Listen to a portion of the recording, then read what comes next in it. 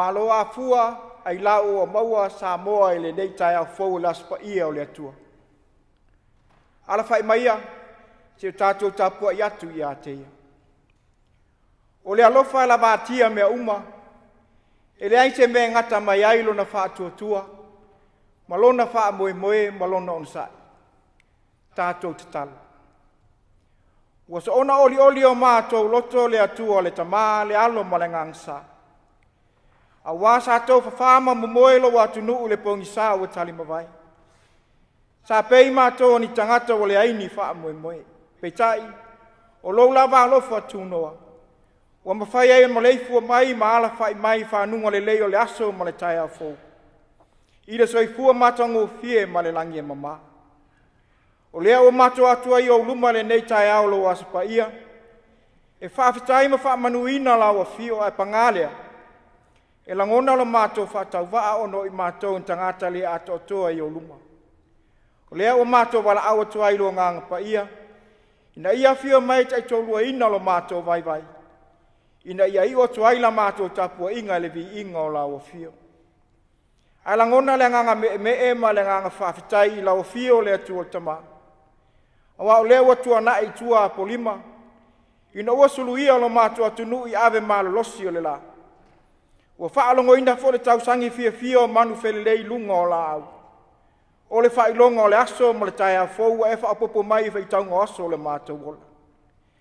Ai maise lo mato tu vai mai le lona iwo o masina o le nei fo i tausanga. E iai nisi o le mawhai o naulia mai le nei Taeao. Ai whaafitai tele a wā o lo manuia le lo o lo watunu. Mai lava le ama malu o le malo ma lana masiofo. Le sui o le fona tofia ma lona whaletua. La fionga te mai tai palemia ma lana whainga malo. O e matutua si atu lava e seu a pito i titi. Ai mai se lau whainga luenga te tofi o le atua o lo whaano no manu a wase manuia o le atunu. Whaafitai le ola ma le malo si fou a fua i mai. A wā tofi matiu te tau lo malo le nei la vaso pa ia le tama. Whaafitai o lo saanga le mupea lo mātou atunu i o ao le whaavavau mai mala whal nātura. E hawhia ai lo mātou si o si o manga. Whaapea i la tō tamu whai pēa le peti le toa while mu. O a inga nuu ma e ka le sia whaapea le malo. Whaafitai lau pule whaasosoa le sosia ma tama a inga. O whaasa fua lo atunu whaapea nei o mātou a inga. O mawhai e ona whaatino ino o mātou fuafuanga e so stiute. Ai maise le tautua ino o lau whi au ma le ngaluenga. Whaafitai lau a fionga pa ia. O le suli o mātou vae ma le malamalama i o mātou wala. E a e whaatonu ma whaapoto ai i mātou. A le nganga pa ia fo ilo mātou whesoso ani sili. O le lo pito sili na lata mai ta i tolua ino lo mātou vai vai. E wha malo si au mai fo i taimi e tau mau ai lo mātou wha moe moe. A le whaafitai sili o ni o si keriso lo mātou o li i ma le wha ola. Ma le wha ola tanga na i e saunia. E ala le lo na maliu matua soifua man malo mai ma le oti ma tunga mau. O na lon lafinga lo lofa ina ia o lawa ne whanu se tase e whaatutu atu i Ateia. O lea ia sanga tu mautu e pele vi inga le whaamanu ma le whane e tanga i lawa fio e whaavau. Ai pangalea le atu ai, uanga salalo atu nuu mai mātou uma. O lea whaatino ina o mātou tofi matiute na e whina ngalo ai. E mātou te au natu ai te tonu o mātou ainga, nuu ma e ka le sia. Ai tainane le malo, kampani ma whaala pripitonga uma. Ua mātou maua ula ua futi, ua mātou ai ulu tua na i tā isi. Ina ua mātou maua lo ta mau a inga whaasoso mai. Ai ua mātou whaanga aina se i mea e whaananau iai o mātou lo, o mātou manau. Ai ngalo ai lau a fio o le au mea malawa. Ua whaatata e lunga fo ila mātou au nanga i lau a fio le ta maa. Wa ua mātou whai mai le ulo inati. Ai wha mua mātou lava tu ina naunga. A wā ua mātou manatu, o mea uma ua mātou maua ilo mātou poto ma le malosi. Wa avea fo le poto ma le atamai, i tofi matiute ua mātou sapi ai. Ma mea ua vaai maulalo ai isi o mātou usua tangata, ai maise i lātou o lo mana o mia lo mātou fisosoani. O lea le tamalo fai, o alavani o mātou whale tonu maa ngasala, O anga sala o fai ma le loa ma anga sala e fai ma le leiloa. Ia e alofa wha mole mole wha mama wha mangalo I mātou. I le toto le po nalo o le pelo Yesu Keriso. Ma tue avatu I mātou le maftanga ma whanawhana malawa fio. O I mātou o umane e whapaiaina. O no Yesu wa ala tuaila mātou te talo. Amen. O le whaitawina la fionga pa ia le atua. E fia whaanga aina le tusi o le au leo le nei vai aso. O le olua I tusi e la apostolo Paulo le ekalesia I Korinito. A olona mta upo se fulu ma le tolu. O te whaitawina mai le whai upo e wha. Se o atu le whai upo se fulu. O le olutala le mta upu. Ua sili le lei o le alofa. O a fionga pa ia le atua. E ona sa I le alofa. E anga malu. E le losi le alofa. E le mita vale le alofa. E le whaafefeteina. E le amio matanga. E le sa ilie ia ana lava mea. E le whaitaita ngō fie. E le whaitauleanga tu ina mai e nisi. E le fia I le amio leanga. Ai fia I le wha maoni. O le alofa la vātia mea uma. E le aise mea ngata mai ailo na wha tua.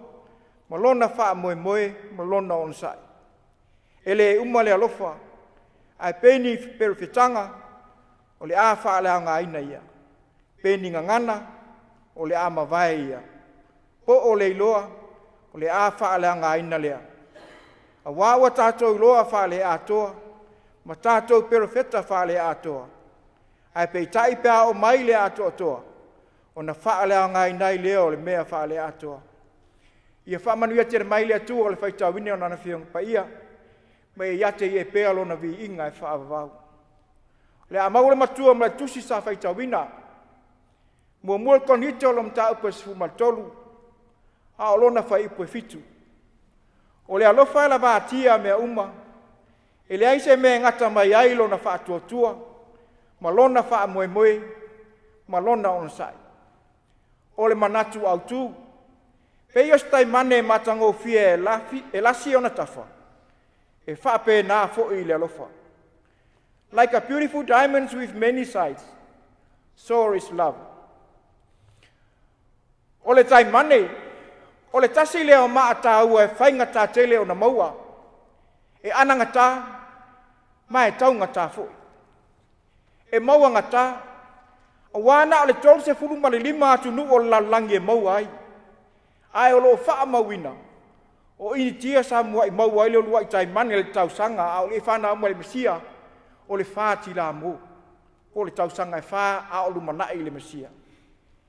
E whainga tau na sa ili. A wai pe tusa ma le iwa se fulu maila. Po le se lau 5 se fulu kilomita tu tonu al manava o le ele. E ma whai o na maua ai. E whainga tātele so stangata sa ili le nei maa tāua. Pe ale aini me whainga luenga whaapitoa. Mo le whaanga aini o le sailinga o le taimani. E ananga tā. E whiua sasa e le sa mana e le tae pe whaalanga ina. O le alava le umi e taatia ai. E le mawhai o na suia lo na matango fie. A whatua mawhai lava o na liu ma whaalanga ina. Ina ua se sunu ina le vevela pe tusa ma le fitu afe lua se lau val se fulu tikeri Fahrenheit. Po le wha afe ma le lua su fitu tikeri Celsius. Ia po le sa mala fo I le malosi e tusa ma le se lau afe PSI. Pauna I le square I nisi. Ai o le ala le na mafua ai le whaitau fo I lea. Diamonds are forever. E wha vavau taimani. E taunga tā foi. A waile se o na maua e stangata e pei o tātou. Tātou te re ngawha tau le maina. Aisa ilonga te whainga luenga ma wha aputu stebi umi. Ina ia maua lona tau. Ona hatu atau maua leo sina whasi taimane. Lea whai mai ai mama. Tau talinga ma soa. Ai wana o le au mau mea e ma whai na lato wha atauina. O lona mamanu na foi. E amata mai lava I le tafa tolu. Se I o atu lava I le se lau wha se fuma le wha o na tafa. O le tele o na tafa. E wha pēnā fo ina wha tele ina le mātango fie o lanu e whai lafi mai. Ma ātili ai lava o na tangata. O vainga ia pe o na tā ua ilunga. O lo whailo ai le lasi ma le mātango fie. O lo ta oto ai le wha atusa po le winga o le taimani. E le ngata o le maa lava ia. Ai whaapea fo le tangata o lo tō sina i le taimane. O le mata ngō fie lea, o lo tā ua le manatu au tū. E a mata mai lava i fōringo le maa, e o i ona tafa. E taia i le malamalama, ona pua ina mai leo lanu ila ile ese, i ona tafa ua manuina. Ma ua vele ma me ua tō sina ma whaana nau i ele tangata. Ia fia mawaina. E le whenga tā fo i la ana tau sa ile se taimane pe ale loa. Ua po whea lava e taatia ai. E vave lava o na maua pe asuluia e le malamalama. Ona o le pupula matango fie mai e tō sina i ai le vai. E pei e whaape nā le tau whaamatalaini o le manatu au tū. Lea o loo whaape mai. E pei o se taimane matango fie e lasi o na tafa. E whaape nā fo i le alofa. E mawhai fo ina tātou whaape ane. O le alofa o se taimane matango fie e lasi o na tafa. Ma o inalo ta oto ai le ulutala o le tusi whaitau. Ua sili le lei o le alofa. O le tau whaamatalaina o le taimane. Ua whape nā foi o na whaamatala le alofa. Peitai. O le taimane whai le tino. A o le alofa e le aiso na tino. Ai o lo o te tala lava le tusi o le mata upu le se furu male tolu le tino o le alofa. Lea o lo o whape mai. A whai o te tautala i ngana tangata a to ma angelu. Ai le aiso o alofa. Ua avea o ma apa me mea ta alili ma sume palo tangitangi. Lea ua tino mai le alofa i apa me mea ta alili ma le sume palo tangitangi. O le apa me mea ta alili o lo whaatusa i aile leo tele ta alili ma le leo leoa. Ua so ona pa o vale e ti ngā ai talinga ai le au ngā. O le sume palo tangitangi o lo whaatusa i aile pa ulua. E le alu se nota, ma e sala ese i le whaalong. E tinga lava o na umwa se pese ai tangitangi lava. O le upu whaingo fie lava. O le whaalanga mea. O le tino nā lea le whainga tā o na maua ngō fie ai li tangata. Ai nā o le atua lava e mawhai o na mata ngō fie ai li alofa lea i li tangata. A o le ngaluenga o le tangata. E sa ili ma le wha maoni ina ia atangia i ana mea e whai lea mata ngō fie. Ia e whai loa lona tino mai i o na fōringa, e le nā upu a e whaapea fo ia na ngaluenga. A whelau nanua i le lasi o na tafa a e pa ovale, e le tō sina i aise tangata.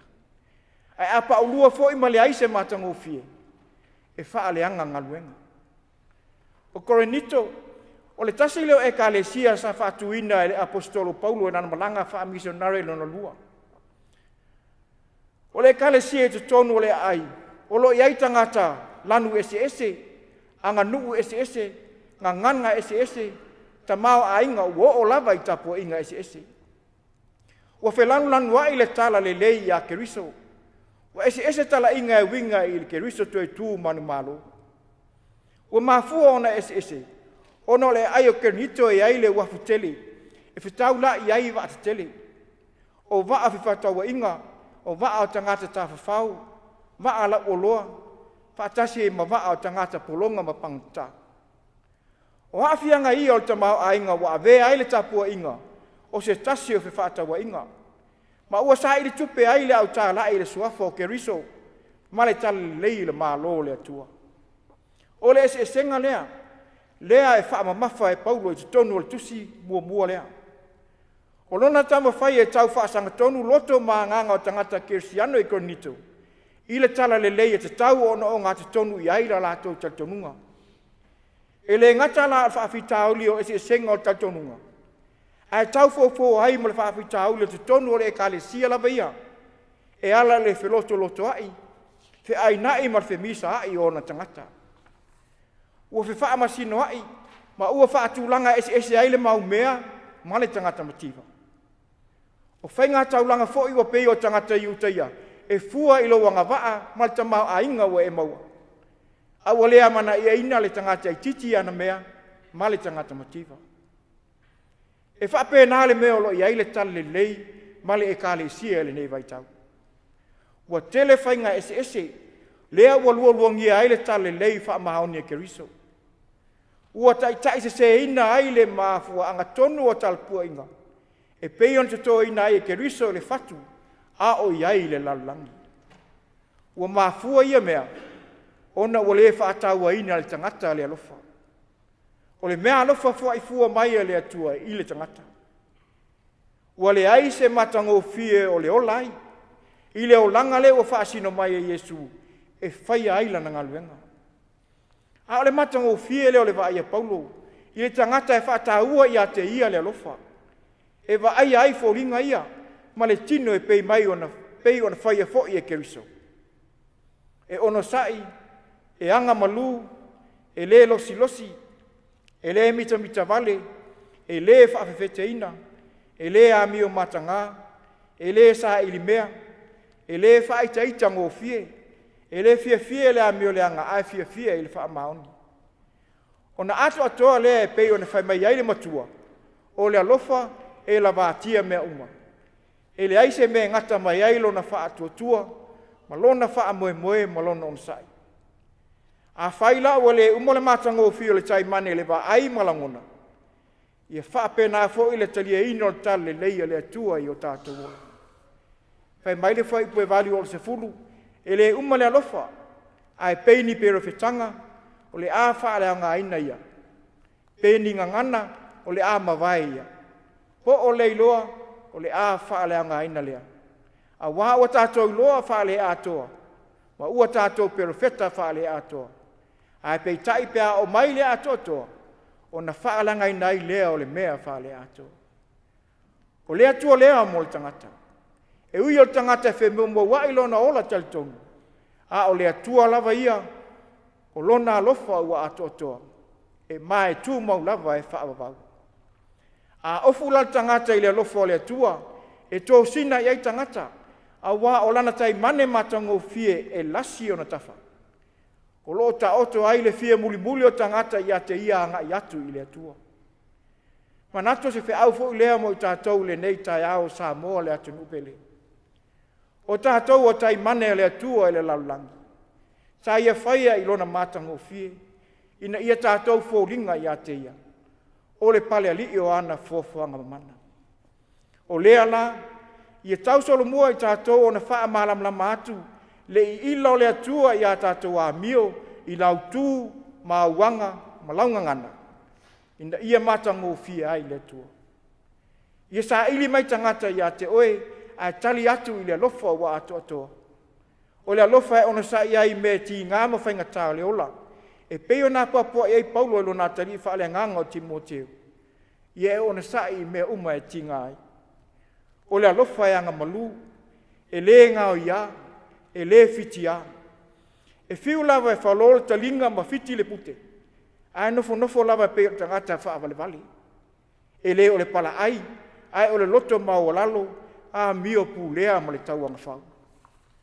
O le alofa e le losi, e le mana o mea, e le manatu i a te ia lava, ai wha mua i a te ia o na uso a tangata. O le alofa e le mita vale pe wha wheteina, fia i loa ma fia mata mua, ma wha peane, o au lava. O le alofa e le a mio matanga, ma sa ili mea mo lona lava manuia, ai wha atuatua nai, a inga, nuu ma e kalesia. O le alofa e le wha itaita ngō fie, e ese ale wha itaita ngō fie ina ua ngalo na inu whala au le toto mawalunga, ese wha itaita ngō fie le fulfulele, re pe o la vao fefe, na o na taia lava, pe pe lalo o na lau, ai wha ali o na tala maa ai o so whai ai o na fili. E ti ngā lava o na iloa se mea le te tau o na itai, ai ita lava. O le alofa le mai tau le anga, ma tusi li mai, ai fia i le wha maoni. A whaila tātou te muli, i tawha ia o le alofa, o le a whaingo fia o na pesota i atu le alofa, i le alofa sili o le atua, e pei o na pepese ai le a o ngasa. O le alofa o le atua e pei o se li o tele, e taa milo lava e le aise mutaanga. O le alofa o le atua e whai pea le ngata. E alofa mai o ia i aso umalava. I oe, o le alofa moni lea wha le atua. E ao iso tangata e muli a Yesu Keriso o na olai.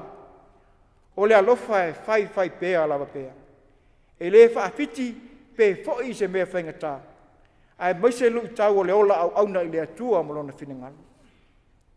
O le alofa le o whai nei mā tātou matua, e la vātia mea uma. E le aise mea ngata mai ailo na whaatua, ma lona wha moe moe ma lona ona sai. E tau wha se ele tai mane pe a tō sina iai o tātou loto. Ona ave sea leo lona tāua, o le mea alofa ma le maa tāua e whai ma whai longa alofa. Ia matango fiele i lato la tātou tautua, ma le au nanga i ngā luenga le atua le laulangi. Ona mauti no lea ua tātou walolo whātu, e pei foi ona ia alofa mai a te i tātou. O Jesu Keriso, o le taimane lea le atua i te tonu o loto whaingatā, ma le amio le anga le laulangi. O lana ngā luenga whaola, sa wa ai ai le lasi o mea alofa le atua, ina ia whaola ina ai le tangata ma le lalolangi ato.